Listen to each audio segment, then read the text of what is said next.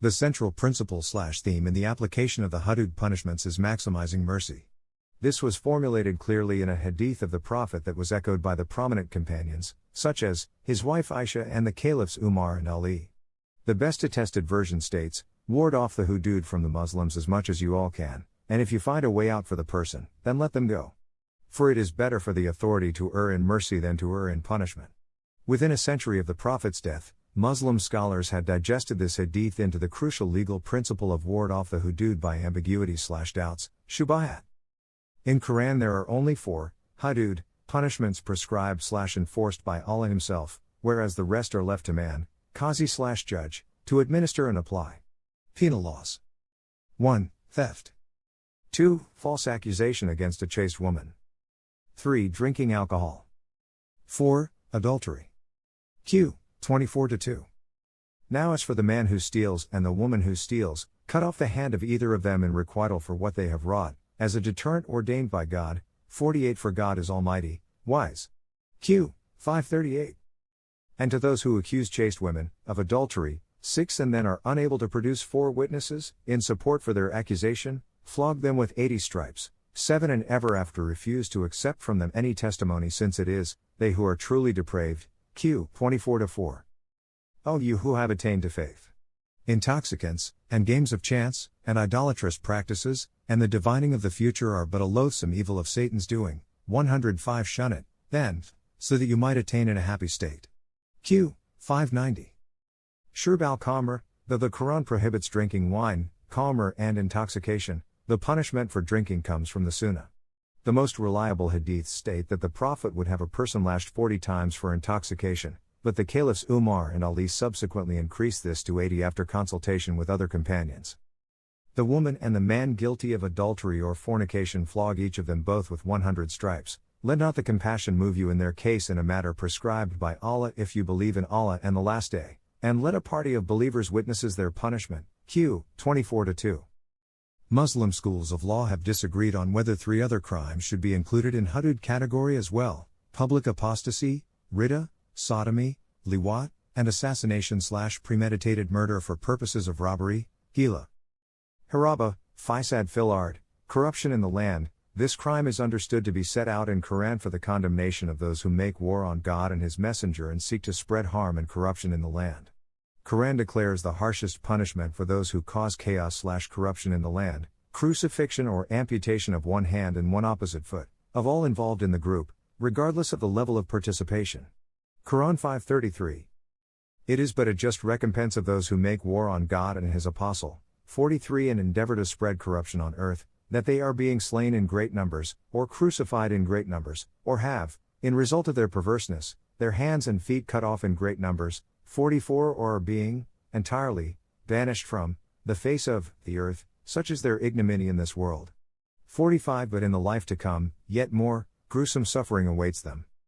The first 3 hudud acts, though willfully committed, may partially be influenced by some circumstantial compulsions, beyond one's control, such as poverty, suspicion, or depression, etc. Adultery is sure an outcome of one's continual and deliberate flouting of the continence and precepts of morality. Hence, the punishment for it is also the harshest.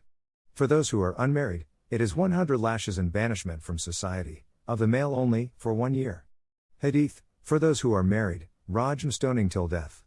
Incontrovertible evidence, proof, such as pregnancy, or confession is prerequisite. Punishment has to be meted out without any compassion/leniency towards the culprits and in public for its optimal deterrent effect.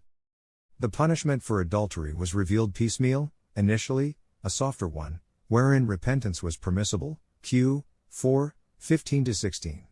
The adulterous woman was to be confined within the house, deprived of husband's company in the bed, a necessity of 4 trustworthy witnesses of the crime and resultant hurt, a light infliction of harm, or until Allah prescribe a way for them. Q. 4:15. Then Surah Al-Nur 24-2 was revealed. Finally, the 100 lashed and banishment of the unmarried and stoning, rajm, of the married, through the hadith and sunnah of the Prophet. Note, in the beginning, the quantity and type of harm to be inflicted etc. was left to the discretion of the judge. What is in common about the hudud crimes is that, their punishments have been specified in the Quran or Sunnah, they are considered to be violations of the rights of God and that, no one, even the king or the ruler, has the right to alter, abate or abolish them. Note, in Quran, adultery is the only crime where a woman has been mentioned before man. In Quran, the masculine gender is the main addressee, whereas feminine gender is considered included by implication. A logical reason for mentioning women here first is that women are overly compassionate and impressionable toward their physique. The evil of adultery is so impudent that initiation from a woman would be the result of an extremely brazen behavior, for she is endowed with instinctive shyness and protection of her chastity. It is worth noticing here that, where the punishment is severe, the conditions about the proof are also tough, and the slightest doubt would remit the punishment out of hudud ambit. A judge then would have the jurisdiction to decide the case under tazir, penal laws prescribed in Shari'a/fiqh. A false accuser or witness whose evidence has been rejected is liable for the punishment of 80 lashes. Number 2 above. Note, if there are 4 honest, equitable and just witnesses not available but less than 4, or not willing to testify, the crime can still be reported by the witness, to be dealt with by the judge under penal law, awarding the punishment based on circumstantial imperatives, as he deems fit, in the light of Shari'a/fiqh. The punishment for false accusation does not fall in the category of had, as this is the right of the falsely accused. It shall be awarded, 80 stripes, only if the accused demands its enforcement. She/he may forgive the accuser or not demand its implementation at all, thereby giving up her/his right.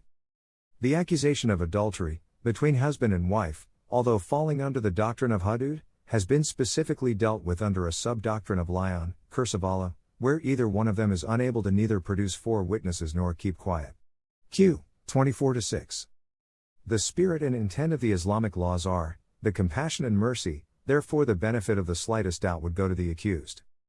Islamic injunctions are based on pre-emption, therefore, it promulgates the laws to nip the crime in the bud, stem the crimes before they take place. Women, therefore, are required to cover themselves appropriately, not be ostentatious and thumping while walking. Men are also required to keep their gaze down and not cast an eye on women. Proscription for a man and a woman to be together in the absence of a third person/guardian. One should not enter a house without permission.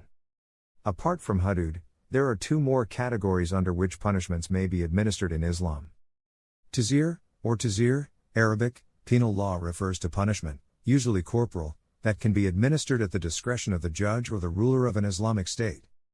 Qisas, equal retaliation, an alternate of which is diya, Arabic, plural diyat, Arabic, often called blood money in Islamic law, is the financial compensation paid to the victim or the heirs of a victim in the cases of murder, bodily harm or property damage. O you who believe! Retaliation is prescribed for you in the matter of the slain, the free for the free, and the slave for the slave, and the female for the female, but if any remission is made to anyone by his aggrieved brother, relatives, then the demand for the bloodwit should be made according to usage, and payment should be made to him in a good manner. This is an alleviation from your Lord and a mercy, so whoever exceeds the limit after this, he shall have a painful chastisement. Q. 2-178. And there is life for you in the retaliation, O men of understanding, that you may guard yourselves against evil. Q. 2-179. Life for life/qisas. Murder is not a crime that takes place at the hands of sound individuals. Surely the murderer suffers from some psychological disorder, sickness/disease. We witness and understand that for the purpose of protecting a body, the diseased part of that body is amputated. Therefore, eliminating such blood-shedding individuals from society is akin to severing a harmful limb to safeguard the life and the society at large. Note: Western canon law was influenced/shaped a great deal by Islamic law, Shari'a, just as the Western philosophy and science were profoundly shaped by Muslim scholars from the 10th to the 13th centuries. https://shakir2.wordpress.com/2017/09/01/ which morality modern or virtuous is right/ https://shakir2.wordpress.com/2014/05/10/disjunctive sequel 2/ comment/feedback/like/share/follow. Shakir2.wordpress.com